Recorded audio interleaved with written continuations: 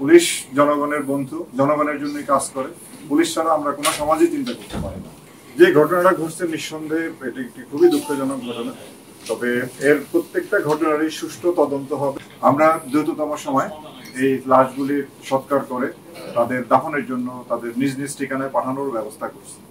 আমরা একটা ক্রান্তিকাল পার করছি।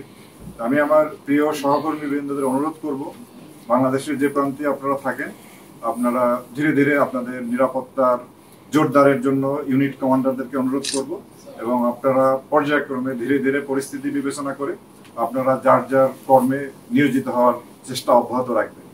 আমরা একটা কর্মবিরতির একটা গুজব বিভিন্ন সোশ্যাল মিডিয়ায় দেখতে পাচ্ছি। পুলিশ জনগণের বন্ধু, জনগণের জন্যই কাজ করে।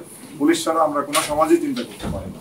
সুতরাং আমাদের পুলিশ সদস্যদেরকে আবারও আমি অনুরোধ করব, আপনারা এই সমস্ত গুজবে কান না দিয়ে আপনাদের নিরাপত্তা ব্যবস্থা নিশ্চিত হওয়ার পর পর্যায়ক্রমে আপনারা নিজ নিজ কাজে যোগদান করবেন।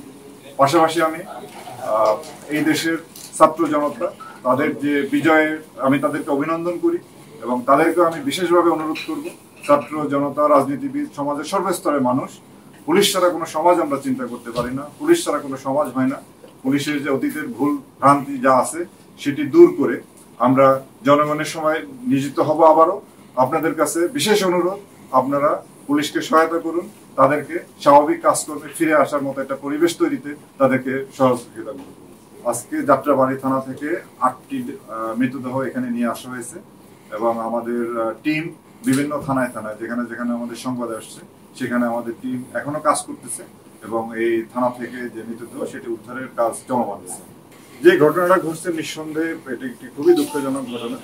তবে এর প্রত্যেকটা ঘটনারই সুষ্ঠু তদন্ত হবে এবং এখানে যদি পুলিশের চেইন অফ কমান্ড বা যারা কমান্ড লেভেলে আছেন তাদের যদি কাজ করবে, যদি কোনো প্রকার গাফিলতি পরিলক্ষিত হয়, অবশ্যই তাদের বিরুদ্ধে যথাযথ ব্যবস্থা গ্রহণ করা হবে।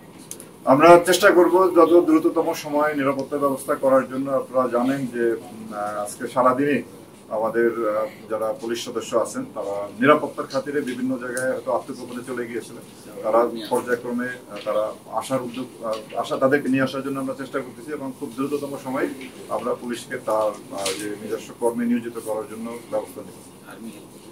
আর এক্ষেত্রে সেনাবাহিনীর কাছ থেকে আমরা সাহায্য প্রার্থনা করছি, তাদেরকেও আমরা রিকোয়েস্ট করছি যে আমাদের যে স্থাপনাগুলো আছে সেখানে নিরাপত্তার জন্য একাধিকবার তাদেরকে অনুরোধ করা হয়েছে এবং তারাও প্রয়োজনীয় ব্যবস্থা নিচ্ছে। পুলিশ অবশ্যই একটি দেশের একটি গুরুত্বপূর্ণ বাহিনী। পুলিশ ছাড়া আমরা কোনো সমাজই চিন্তা করতে পারি না। কিন্তু যে ক্রাইসিস আমরা পড়েছি এই ক্রাইসিস থেকে উত্তরণের আমরা চেষ্টা করতেছি। আমাদের চেইন অফ কমান্ড এস্টাবলিশ করার জন্য আমরা দ্রুতই চেইন অফ কমান্ড এস্টাবলিশ করার জন্য কাজ করে যাচ্ছি।